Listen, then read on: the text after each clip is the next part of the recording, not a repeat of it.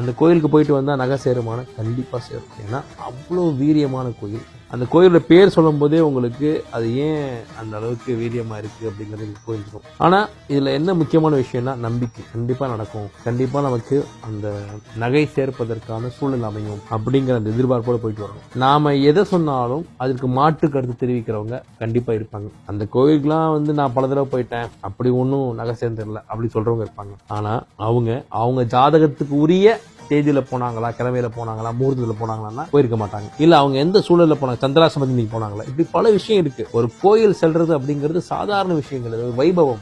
ஒவ்வொரு திருவிழாவும் ஒரு முகூர்த்தத்தை அடிப்படையில் தான் அனுசரிக்கப்படுறது, கொண்டாடப்படுது. அப்ப நீங்க கோயிலுக்கு போறதுக்கு ஒரு முகூர்த்தம் இருக்கு. அந்த முகூர்த்தம் எதுங்கிறது உங்க சுய ஜாதகத்துல தான் இருக்கும்.